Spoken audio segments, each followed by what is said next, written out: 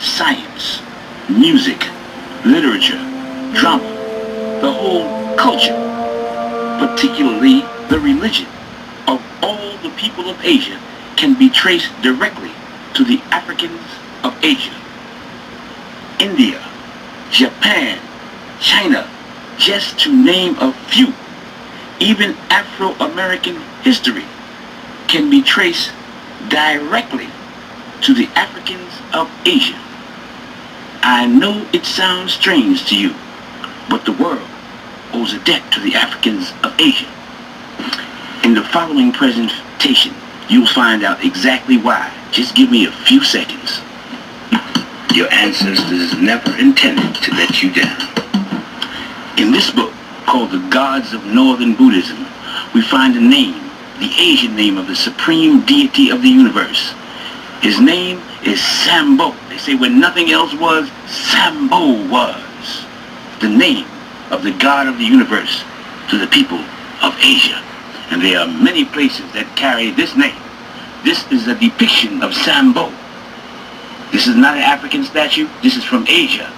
And many places in Asia are called Sambo Judasia, the land of the descendants of Sambo.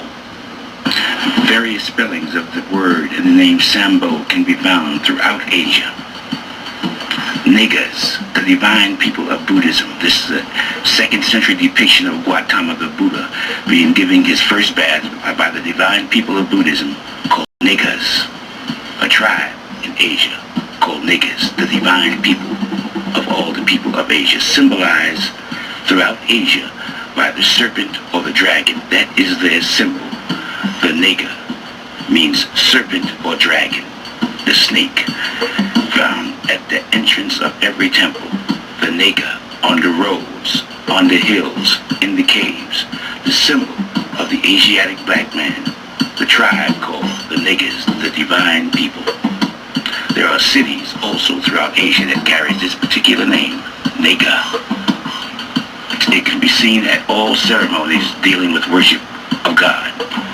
From the Nile Valley to the Indus Valley, on tombstones, a symbol of immortality because of the serpent's ability to change his skin, is a sign of never dying, and is used throughout the planet Earth, North, South America, Egypt, Asia, Africa.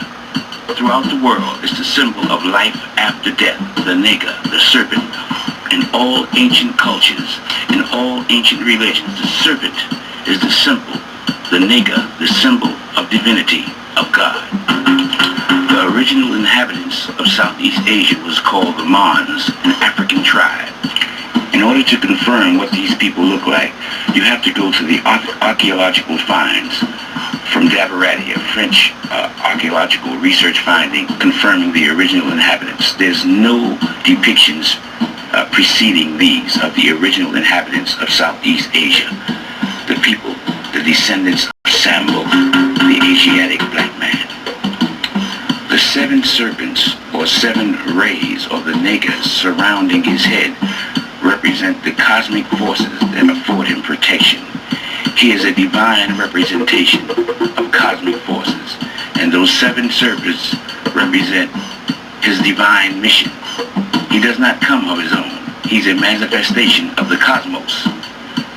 The serpents, or the Nega, represent cosmic forces, which is at his command, which represent him as a divinity. He is the manifestation of the universe. That is the symbol of those serpents you see surrounding his head.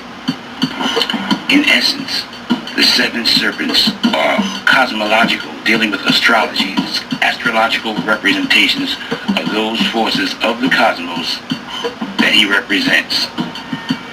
He is a universal monarch, a universal king, which he manifests and he shows evidence of. The black man of Asia, the original inhabitants of Asia. He is a human being of flesh and blood. He comes as a teacher, as a manifestation of God. His teachings are called the Dhamma. He is called the Buddha, the intelligent one, the one who has achieved intelligence, or the genie, the conqueror. He comes to explain the laws of the universe. He comes to confirm that there is, in fact, life after death.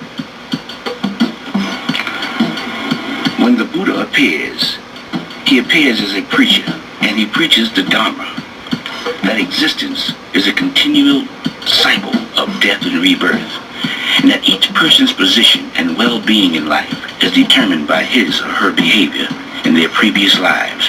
For example, good deeds may lead to rebirth as a wise and wealthy person or as a being in heaven, and a person's evil deed could lead to rebirth as a poor and sickly person, or even rebirth in hell. Mastermind back in the building right here. Peace, family. Yes, indeed. Peace, family. Go ahead, brother. The floor is yours. Well, first of all, what this particular presentation is about, it's about how this environment, as we speak, is changing. Not only is it changing, but it's changing it's becoming less habitable for the European and more habitable for the original man. And we're going to go all into that. And before we go into that, we're going to go into the science of Asiatic.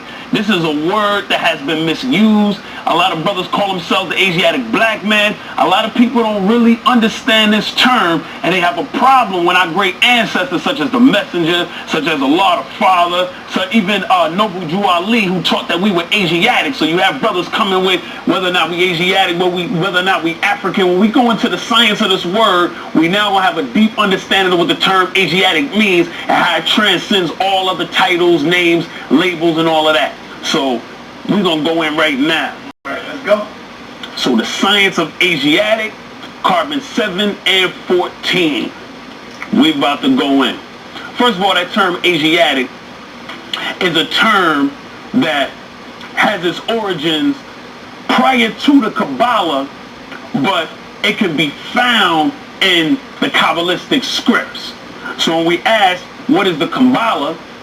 The Kabbalah is, or what they say it is an esoteric method, discipline, and school of thought that originated in Judaism. But in reality, it's the esoteric knowledge that the original man gave the Europeans and Caucasians to civilize them from the hills and caves of Europe, to put them on their square, and that's how they became Jews, Masons, etc., to be able to rule the world.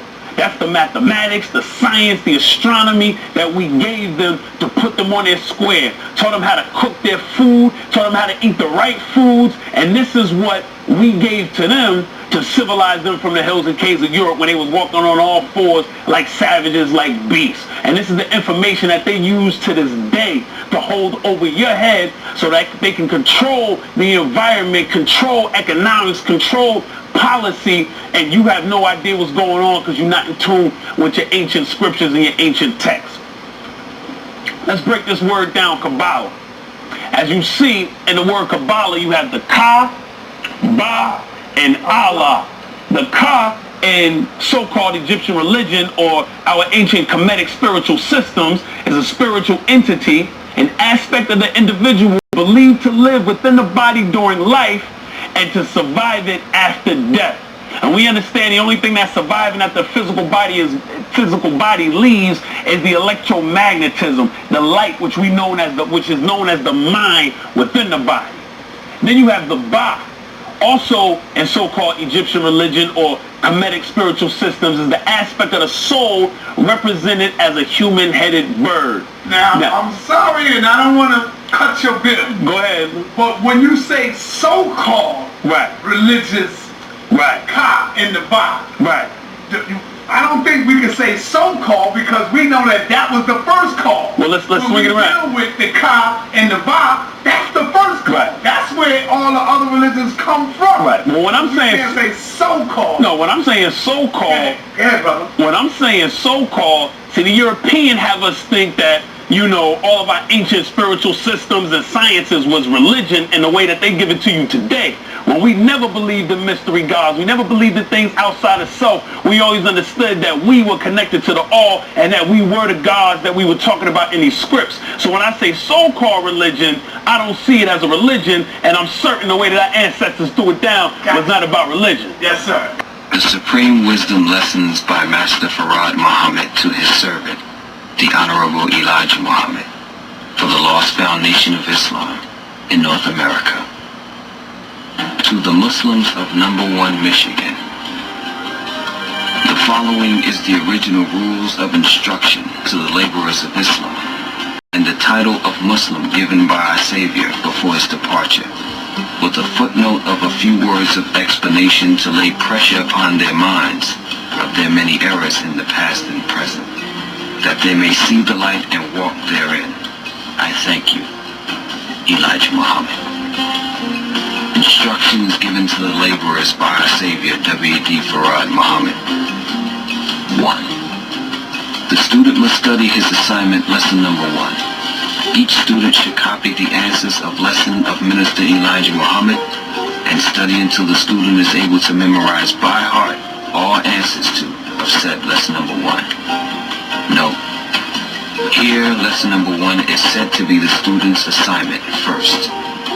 Lesson number 1 lays the base of our work today and gives the student a clear knowledge of himself and his heavenly home, the best part of the earth, and who was the enemy to him and his nation, and why the enemy and righteous could not live together, and why was the righteous able to cast out his enemy. This teaches the student what he must do with the enemy of the righteous today. The righteous nation is now living in every part of the planet Earth. Therefore, the enemy must now be removed in every part of